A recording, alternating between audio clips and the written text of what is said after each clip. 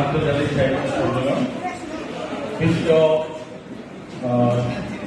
মানব বিজ্ঞান পরিষদের মাননীয় প্রতিষ্ঠাতা, আজকের অনুষ্ঠানের মাননীয় সভাপতি এবং আমার মঞ্চে উপবিষ্ট সম্মানিত গুণীজন, তার চেয়ে বড় রয়েছে আমার অডিয়েন্স, যারা আমার চোখে আমি একেবারে সাধারণ মানুষ এবং নগণ্য মানুষ। আমার মতো মানুষকে নেহারাজন দাদা ভালোবেসে আমন্ত্রণ করেছেন, বাংলাদেশ থেকে এসেছেন আপনাদের ভালোবাসে। শুধু মানব ধর্ম এই লেখাটা, এই সংগঠনের নাম শুনে আমি কিছু কথা বলবো। হয়তো আপনাদের কিছু মানুষের যদি উপকার হয় তাহলে আমি স্রষ্টার কাছে আমি দায় মুক্ত করব। সৃষ্টির মানে স্রষ্টা মানুষ মানুষের জন্য। আপনারা যখন খাবার খেয়েছেন, দেহের পেট শান্তি হয়েছে, বা জ্ঞান অর্জনের জন্য আর আত্মার শান্তির জন্য এখন কিছু কথা বলা দরকার। আত্মার শান্তি আপনাদের এখনো হয়নি, কারণ আমাদের যে আয়োজন হয়েছে, আমাদের এই আয়োজনটা সমন্বিত করার জন্য আমাদের অসংখ্য কবি রয়েছে, যারা যারা অডিয়েন্সের বাইরে রয়েছে, তারা প্রত্যেকে এক একটা নক্ষত্র। তাদের আলোক রশ্মি থেকে আমি মুন্সি কবি এখান থেকে চেয়েছি, আলোক রশ্মি নিয়েছি, এবং যারা আবৃত্তি করেছেন, বক্তব্য দিয়েছেন, তাদের কাছ থেকেও আমি কিছু সংগ্রহ করেছি। আমাদের দ্বিতীয় প্রধানমন্ত্রী চলে এসেছেন, আপনাকে অভিনন্দন। সেই সাথে আমি আপনাদেরকে জানতে চাই, আপনারা কি জ্ঞান অর্জন করতে চান নাকি অন্ধকারে মরতে চান? যদি জ্ঞান অর্জন করতে চান তাহলে সৃষ্টির মানে স্রষ্টা, এই তিনটি শব্দের মুন্সি কবির সৃষ্টি। বাংলাদেশের অসংখ্য কবি, আলেম ওলামা, ধর্মযাজক সবাই এই তিনটি লাইনে স্বীকৃতি দিয়েছে। আধ্যাত্মিকতা সম্পর্কে আমাকে অনেকে প্রশ্ন করেছে, আমি উত্তর দেব। মানব ধর্ম কি, আমি তার উত্তর দেব, যদি আপনারা ধৈর্য ধরে শুনে হয়তো কাজে আসবে। প্রথমত আমি যাই সৃষ্টির মানে স্রষ্টা। আমি আপনাদের কাছে প্রশ্ন করব, এই বিশ্বে বর্তমানে 800 কোটি মানুষ রয়েছে। 800 কোটি মানুষের মাতা পিতা একজন, রাইট? কথা বলবেন, মাতা পিতা একজন। আমরা একটি বাবা মায়ের সন্তান, 800 কোটি মানুষ। আমি অতীত, আমি বর্তমান নিয়েই কথা বলছি। মানব ধর্মে কিভাবে আসবে সেটাও আমি তুলে ধরছি। 800 কোটি মানুষ যদি হয়ে থাকে তাহলে আপনারা উত্তর দিবেন, টেবিল, চেয়ার, আসমান, জমিন, এটা শরীর, চোখ, চাক, কান, চেয়ার ইত্যাদি, বিমান, এগুলো নামকরণ কে করেছে?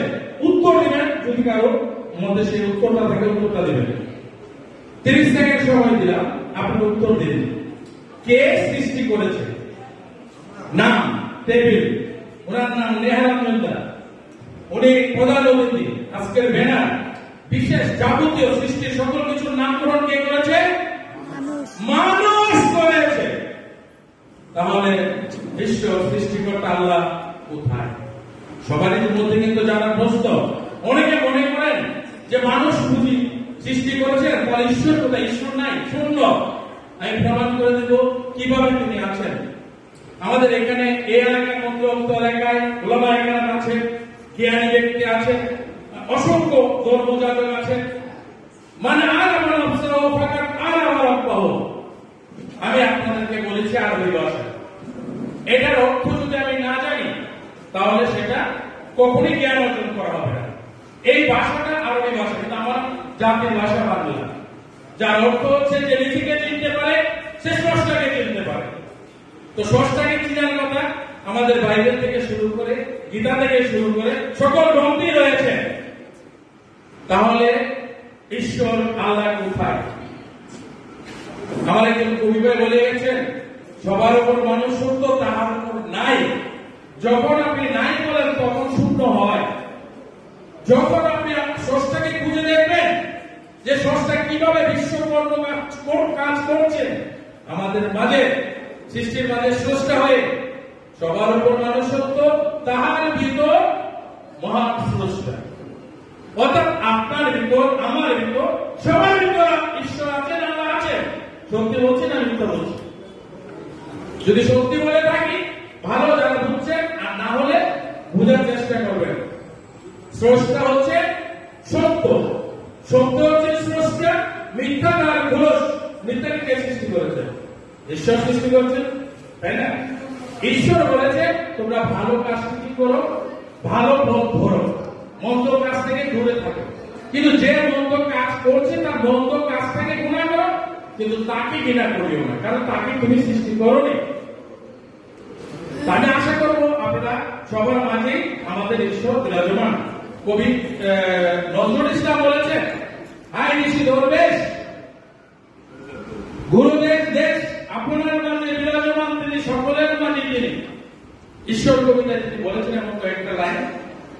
কবি রবীন্দ্রনাথ ঠাকুর বলেছেন তার আমি কবিতায়, ফুলের দিকে তাকিয়ে বললেন সুন্দর, তখন খুব সুন্দর হল। আমরা যদি কোন নারী বা কোন পুরুষ যদি একজন নারীকে বলি তুমি সুন্দর, তবে সে সুন্দর, তাহলে সে সুন্দর কিভাবে হবে? আপনি যদি মনসিক হবে সুন্দর, তবে আমি সুন্দর। তো ঈশ্বর স্রষ্টা অবশ্যই সুন্দর, তিনি সৌন্দর্যের কাজ করে, সৌন্দর্যের পূজা করে। এখন আমি আসবো যে অসাম্প্রদায়িক পৃথিবী কিভাবে করবেন, সাম্প্রদায়িকতার মাধ্যমে